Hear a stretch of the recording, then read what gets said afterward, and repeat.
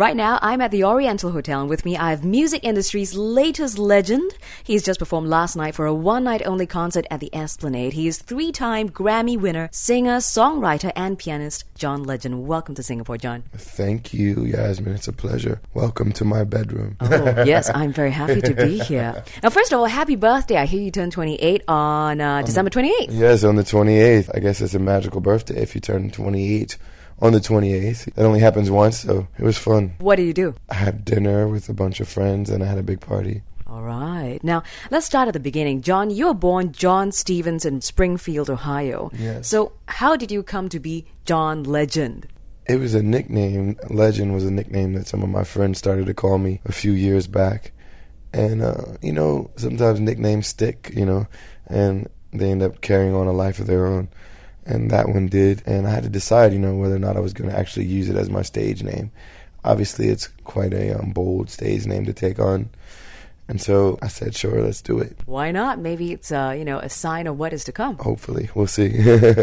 Now, it's interesting that after you graduated from the University of Pennsylvania, your first job wasn't in the music industry, but at a consulting group. Was that like family pressure to get a stable 9-to-5 job? Oh, no, it was my wallet pressuring me to get a stable 9-to-5 job. I needed money. I had a lot of loans that I took out to go to school. And I needed something to do, and I needed to make money.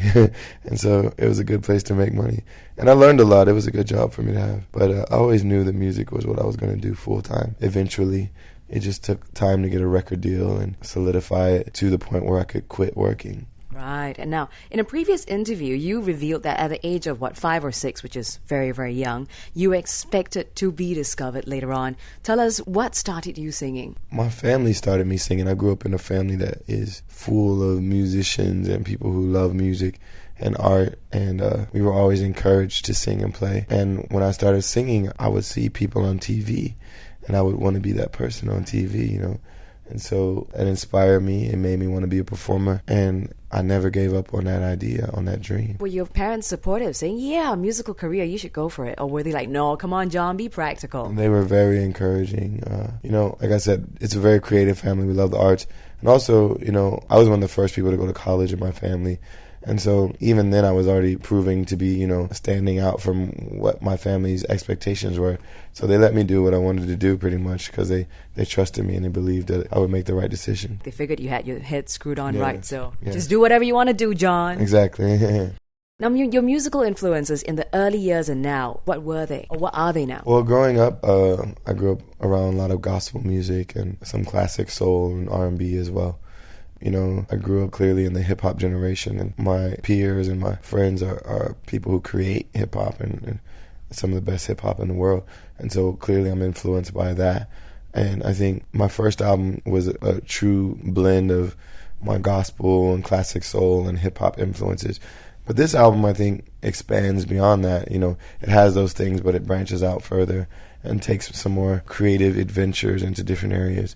And so this album is influenced by those things, but also by jazz, alternative, classic pop, everything. Different things, yeah. So this second album, Once Again, why is it titled Once Again? Well, one, for the obvious reason that it's the second album, but also because the lyrical themes in the album keep coming back to that word again. Again is the first song I wrote for this album. And Another Again was the last song I wrote for this album. So they're like bookends for the album in a certain way. And it just felt like it made sense for that to be the title. Now, a very noticeable difference between your first and your second album is that the first album, Get Lifted, featured collaborations with Kanye West, Snoop Dogg, and even members from your own family. Whereas the second album, Once Again, you're flying solo. Was that intentional? It wasn't purely intentional. It wasn't me saying, I'm not going to feature. I don't want to feature anybody else on the album. It was me just not trying to force a collaboration on a song that didn't need one. And a lot of times I feel like, especially in R&B, people feel like they have to have a rapper on a song so they can sound young and hip or whatever. Yo. Yeah, exactly. And I feel like sometimes it's not meant for a rapper to be on a song because it just doesn't make sense for the song. And so I feel like I should follow my instinct when it comes to what fits in the song. And for I Can Change and number one on Get Lifted, those guys fit in those songs where they were. Snoop and Kanye. But on this album, I didn't feel like there was a space for a rapper. And so I didn't try to force one into a space that didn't exist. You've got a track in Once Again that's called PDA, We Just Don't Care, where you sing about making out and making love in public. Is that like a secret fantasy of yours, or maybe is it something that you've already been there, done that? I've done some of the things in the song. I haven't actually had intercourse in public, but I've done some sneaky things in the places where I could easily have been caught. So, is this song really about you? Yeah, loosely, but I made up some of the ideas, just based on other things that I let my imagination run. But yeah, I think no one likes to see PDA. You don't want to see other people do it. But when you're really into somebody, you forget about the rest of the world and you kind of get in that groove with them. And you don't care who sees for a while, So John is into PDA, but only with the person he likes, and he's not a voyeur. Yeah, I don't want to watch other people do it. Nah. Okay, so what is your favorite track in Once Again? My favorite is Show Me. It's really a spiritual, heartfelt song. The recording of it is one of the most beautiful recordings I think I've ever been a part of. And I'm really proud of it. It just feels really good. Now, your style of music is very different from what's popular right now in the world of contemporary R&B. It's been described as old school soul, but how would you describe your style of music? I think it's clearly influenced by old school soul, and it brings a lot of elements of old school soul, but it's updated, for now. And it doesn't sound like everybody else, and that's good. That's what I like about it. But it's still popular, even though it doesn't sound like other popular music. And it's cool to be different and popular.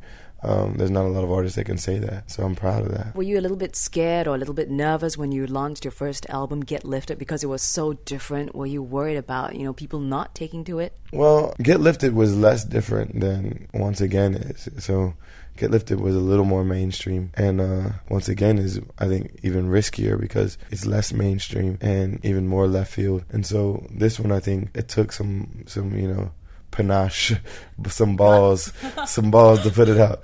And I went for it, though, because I felt like it was the right time for me to creatively show people really fully what I'm all about. I think Get Lifted was part of it, but Once Again really starts to show all the sides of my musicality. What's up next for you, John? After you finish a tour, are we going to get more risque, more different music in the next album, perhaps? Who knows? I couldn't have predicted to you what this album was going to sound like, so I'm not going to be able to predict what the third album is going to sound like.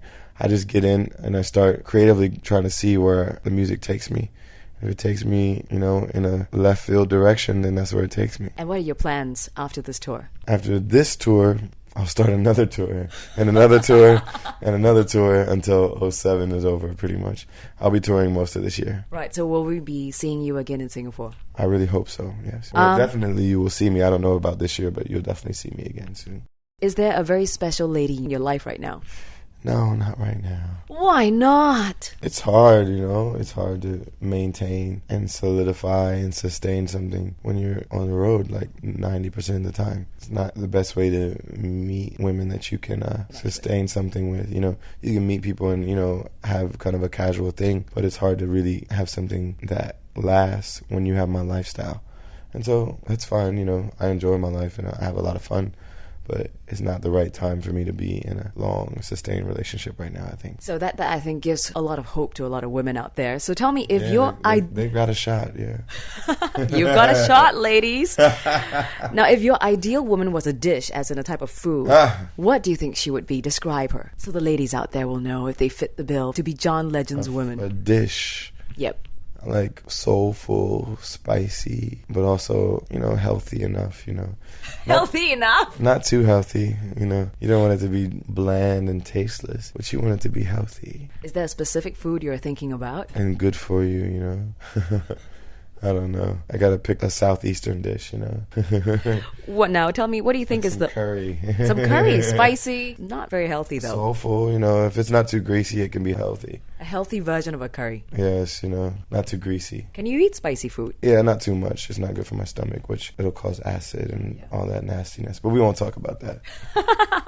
Let's keep it sexy. Right, yes, let's keep it sexy now.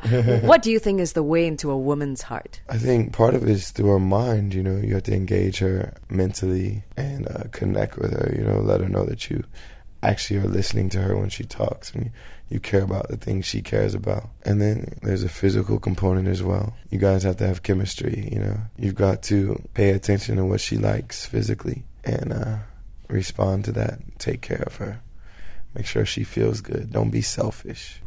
Now, do you have a love mantra, like a guiding principle in a relationship when you are in one? Whatever it is, it doesn't work that well because I don't stay in long relationships, so don't follow any of my advice when it comes to that. All right, now tell us, what do you think love is to you? What is love to you? I think love, first of all, it's a passionate feeling, and part of it's born out of kind of a pheromonal thing where, you know, you connect to someone and you're really attracted to them. But part of it's lust. Well, that's love. That's the lust part. Okay. But there's another part, I think, that's about respect and trust and a connection between people who have similar outlook on life and connect on that level as well.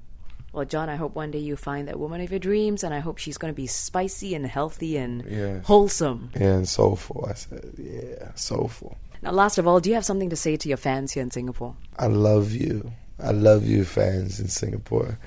We had one of my favorite shows, really, and people think I'm just saying this, but I really enjoyed the show a lot, and I can't wait to come back. I love you.